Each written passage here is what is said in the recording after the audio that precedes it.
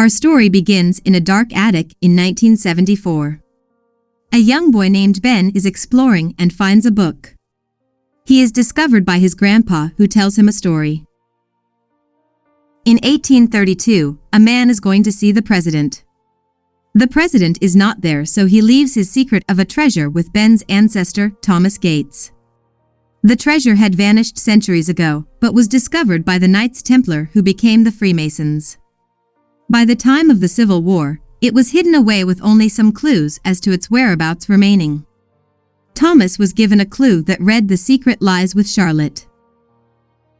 They are interrupted by Ben's father, Patrick, who rubbishes the story.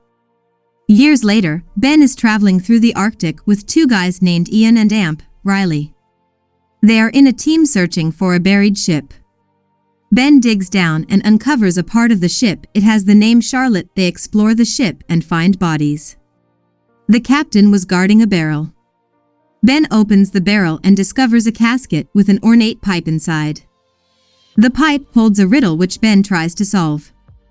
He determines that an invisible map has been drawn on the back of the Declaration of Independence. Ian thinks that he can arrange to borrow the declaration, but when Ben refuses, most of the men turn on him, telling him that he is now a hindrance. Ben tells them that there is more to the riddle that only he can solve, and so they threaten to shoot Riley unless he tells them. Ben starts a fire, but Ian locks them inside. However, they escape through a smuggler's hole before the ship explodes.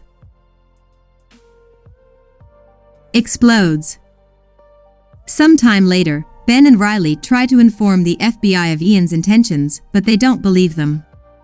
In the National Archives, they go to visit Dr. Abigail Chase. Ben is fascinated by her button collection, but notices that there is one missing.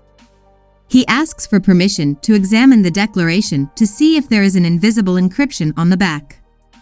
She refuses, and they leave forlorn. They go to see the document behind a glass screen, and Ben decides that he is going to steal it.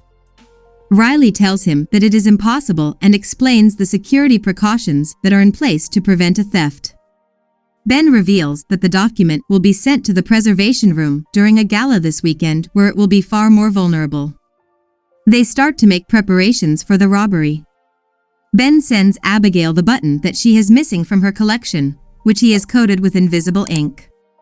Riley goes to the archive and activates a heat sensor. Abigail receives a call and goes to the preservation room to check, entering a password on a keyboard where she unknowingly leaves a coating of invisible ink. Riley watches the cameras and can see that they are removing the document for inspection. Ian is preparing explosives with a guy named Shaw. Ben arrives at the gala and his preparations allow him instant access. Meanwhile, Ian arrives for his raid. Ben meets Abigail at the party and she thanks him for his gift. He switches champagne glasses with her in order to obtain her fingerprints.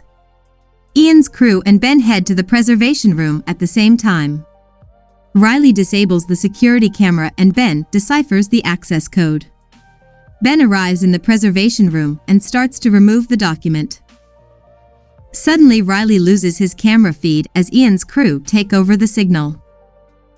Ben decides to take the document in the case, but as he gets to the elevator, Ian and his crew arrive. They shoot at him, but Ben gets in the elevator and manages to remove the document from its case. A security guard realizes that something is wrong and raises the alarm. Ben tries to leave and is followed by Abigail. Outside, she asks him what is going on, when suddenly the alarms sound. She realizes that he took the Declaration of Independence and wrests it from him. Ben gets into the van with Riley and they drive away. From a distance, Ian sees Abigail with the document and they abduct her. Ben and Riley give chase and are able to rescue her, but Ian retains the document. However, Ian soon realizes that it was a replica that Ben took from the gift shop. Ben reveals that he still has the original and will run tests on it later. He knows that the FBI will discover his identity, but states that he needs some letters, the Silence Dogood letters. He will need to go to his father's house to see the originals. Back at the gala, Detective Sadusky takes charge. The investigations lead them to Ben's apartment where they discover copies of the letters. Meanwhile, Ian also deciphers the code. Ben goes to see his father and asks for the letters, but Patrick is angry and tells him to get out. Ben reveals that he found the Charlotte, but Patrick believes that the treasure is a myth and that Ben will continue looking for clues for the rest of his life. Regardless, they inspect the declaration and uncover some hidden numbers which relate to the silenced Dugard letters. However, his father reveals that he donated them to the Franklin Institute in Philadelphia. Some time later, the FBI arrives at the house to find Patrick has been tied up. He gives them no information. Ben arrives in Philadelphia and Riley gets a kid to go and decipher the code for them. As he gets the last few words, Ian notices the kid and follows him outside, but Riley has already left. Riley goes to meet Ben and Abigail with the deciphered code. They check the time on the clock that is pictured on the back of a $100 bill. It says 2:22. Ian bribes the kid to give him the information that he gave to Riley, and they head to see the Liberty Bell. Ben, Abigail, and Riley are already in the clock tower, and at 2:22 they watch where the shadow of the tower falls and head to that location where Ben finds a symbol carved into a brick. He cuts out the brick and discovers some kind of ocular device. Ian is following, but Ben is still one step ahead. They unroll the Declaration of Independence, and using the spectacles, Ben can see a new clue. They spot Ian's crew arriving and decide to split up with the various clues. Ian and Shaw spot them and start to pursue them. During the chase, Abigail drops the Declaration of Independence and Ian picks it up.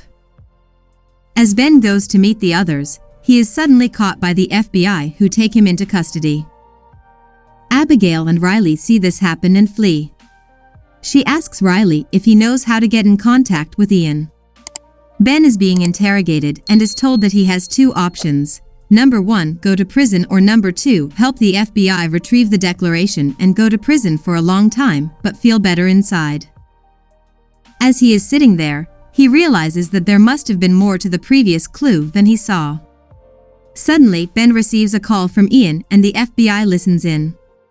Ian asks him to meet on the flight deck of the USS Intrepid in New York and to bring the glasses. Furthermore, he tells the FBI, who he knows are listening, to let him come alone or he will shred the declaration. The following morning, Ben is on the USS Intrepid. A helicopter flies in and a device causes interference in Ben's communicator. During the disruption, Ben is given instructions, but the FBI are unable to hear.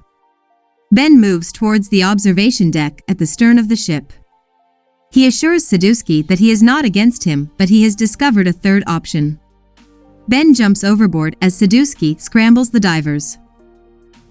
Underwater, Ben is rescued by Ian's crew. He is soon informed that Abigail is now calling the shots and is put on the phone with her. She tells him that she has made a deal with Ian. They are currently near the location that they think the previous clue indicated, and that is where they are bringing Ben. As he arrives, Ian greets him and the various clue objects are given to Ben. Ian now asks where the treasure is located. Ben tells Ian what he knows before attempting to leave. However, Ian believes that Ben knows more than he is saying and reveals that he has his father held hostage. Ben tells Ian that they need to go inside Trinity Church. Ben begs Ian to release his father, but Ian now reveals that he also has Riley and Abigail prisoner. Ben takes another look at the map and reveals that it also says beneath Parkington Lane. Everyone goes to the crypt beneath the church where Riley discovers a stone that says Parkington Lane. They break through the stone, revealing a tunnel. They all start to climb through until they reach more chambers. Ben suddenly kisses Abigail. As they continue, one of the gang members falls through some rotten floorboards to his death, which starts a chain reaction of destruction through years of decay. Abigail and Ben step onto an ancient elevator system and fall further. They nearly drop the declaration, but manage to get both it and themselves to safety. Everybody gathers together again and uses the elevator to get to the bottom, where they continue through more tunnels. They come to a final chamber, but it appears to be a dead end.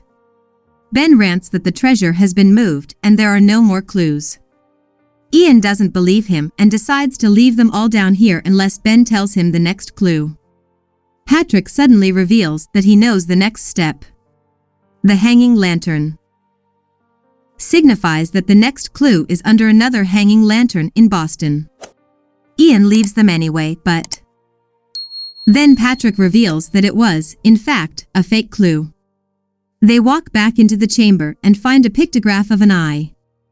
Ben finds a button and presses it, revealing the entrance to the treasure room. However, the treasure room is empty. Ben is disappointed and tells his father that he was right. Patrick says no, Ben followed the clues, and if the treasure room exists, then so did the treasure. He has never been so happy to have been proved wrong. They all resolve to carry on looking for the treasure. Ben believes that there should be another way out. The pipe operates a keystone which takes them into yet another chamber where they finally discover the treasures and another way out. Ben calls Sadusky and returns the declaration. Ben asks only that his team and family get credit for discovering the treasure and that it be shared amongst many museums. In Boston, Ian and his gang are apprehended by the FBI. With a cash award, Ben has bought a huge estate and Riley bought a sports car. As the movie ends, Abigail presents Ben with another treasure map. Like and subscribe for more videos like this, and don't forget to turn on your notifications. That really helps my channel. Thanks for watching.